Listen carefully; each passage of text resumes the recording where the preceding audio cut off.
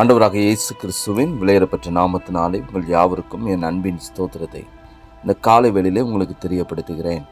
பரிசுத்த மத்தேயு எழுதின சுவிசேஷம் 5ஆம் அதிகாரம் 9வது வசனத்திலே இவ்வாறாக வாசிக்கிறோம். சமாதானம் பண்ணுகிறவர்கள் பாக்கியவான்கள், அவர்கள் தேவனுடைய புத்திரர் எண்ணப்படுவார்கள் என்று சொல்லி பார்க்கிறோம். கிறிஸ்துவுக்குள் அன்பான தேவனுடைய பிள்ளைகளை, சமாதானத்தோடு கூட வாழ்வது என்பது அது வேறொரு காரியம். சமாதானம் பண்ணுவது என்பதும் அது வேறுபட்ட காரியமாய் காணப்படுகிறது. தங்களுக்குள்ளாக சமாதானமாய் வாழாத ஒருவனால் சமாதானம் ஒரு நாளும் பண்ணவே முடியாது. அது மாத்திரமல்ல, சமாதானத்தை விரும்புவது என்பது அது வேறொரு காரியம், சமாதானம் பண்ணுவதும் வேறொரு காரியமாய் காணப்படுகிறது. தங்களுடைய சுய வழிகளில் சமாதானத்தை நாடும்படியாக முயற்சித்தால் அது விபரீத விளைவுகளை நிச்சயமாக கொண்டு வரும். அதனால் நல்லதோ கெட்டதோ எந்த நிலையிலும் மன அமைதியும் சகலமும் நன்மைக்கே என்கிறதான அந்த மனநிலையும் தான் ஒருவருடைய வாழ்க்கையிலே பரிபூர்ணமான சமாதானத்தை கொண்டு வரும். சமாதானத்தை மனிதன் தனக்குள் தானே ஒரு நாளும் உருவாக்கவே முடியாது. இது பரிசுத்த ஆவியானவரால் நமக்குள் உருவாக்கப்படுகிற ஒரு கனியாகும்.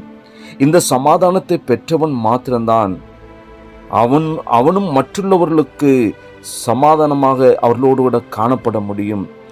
பிறருக்கிடையிலும் சமாதானத்தை அவன் உண்டாக்குகிறவனாய் காணப்படுகிறான். கண்பான தேவனுடைய பிள்ளைகளை, சமாதானம் பண்ணுவது என்பது தேவனுடைய பிள்ளைகளால் மாத்திரம்தான் முடியும். ஏனென்றால் அது தெய்வீக ஒரு பண்பு.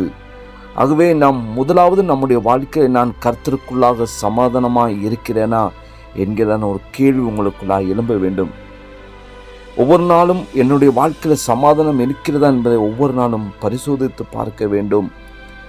எங்களுக்குள்ளாக அல்லது எனக்குள்ளாக கொந்தளிப்பு இருக்குமானால் சமாதானம் இன்றி தவிப்பவர்கள் விஷயத்தில் நாம் ஒரு நாளும் நுழையாதிருப்பது மிகவும் நல்லது. ஒருவேளை அவர்கள் விஷயத்திலே நாம் நுழைந்தோமானால் அவர்களும் நமக்கும் அவர்களுடைய வாழ்க்கையிலும் நம்முடைய வாழ்க்கையிலும் ஒரு பெரிய பாதிப்பை நிச்சயமாக ஏற்படுத்திவிடும். என்னுடைய சமாதானத்தை உங்களுக்கு வைத்து போகிறேன் என்று சொன்ன நம்முடைய சமாதான பிரபுவாகிய ஆண்டவராக இயேசு கிறிஸ்து அவருடைய பிள்ளைகளாக நாம் காணப்படுகிறோம் என்றால் அவரை நாம் பிரதிபலிப்பித்து காட்ட வேண்டியவர்களாக இருக்க வேண்டும் என்பதை ஒரு நாள் நாம் மறந்து போய்விட வேண்டாம். சமாதானத்தோடு கூட பிறர் மத்தியில் சமாதானம் பண்ண முயற்சிக்கிறதான பொழுது நிச்சயம் பல இடர்களுக்கு முகம் கொடுக்க நம்முடைய வாழ்க்கையில் நேரிடலாம். சமாதானம் பண்ணுவது மலையின் மீது ஏறுவதற்கு ஒப்பானது. சறுக்கல்கள் நிச்சயம் வரும். அப்படி வந்தாலும் கூட தொடர்ந்து முன்னேறி செல்ல வேண்டும். ஏனென்றால் சமாதானத்தை எதிர்க்கிற சத்துரு இதை எதிர்ப்பான், நம்மை தடுக்கி விழ அவன் முயற்சிப்பான். ஆனால் நமக்குள் சமாதானத்தை உருவாக்கியவர் நம்மோடு கூட இருப்பதால், நம்மோடு கூட நமக்குள்ளாக இருப்பதால் அவர் நிச்சயமாக உங்கள் வாழ்க்கையிலே துணையாக நிற்பார்.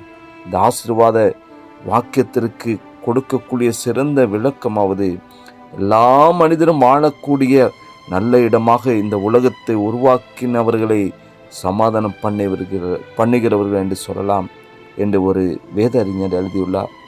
இவர் தொடர்ந்து எழுதுகிறதான பொழுது அமெரிக்காவின் முன்னாள் ஜனாதிபதி ஆபிரகாம் லிங்கன் அவர்களை உதாரணம் காட்டினார். அவர் சொன்னதான பொழுது, நான் சாகும்போது ஒரு பூ மலரும் என்று நான் எண்ணுகின்ற இடத்தில் அதில் உள்ள அந்த புல்லை பிடுங்கிவிட்டு ஒரு பூ மரத்தை நாட்டினேன் என்று என்னை குறித்து பிறர் சொல்ல வேண்டும் என்று சொல்லி அவர் சொன்னாராம்.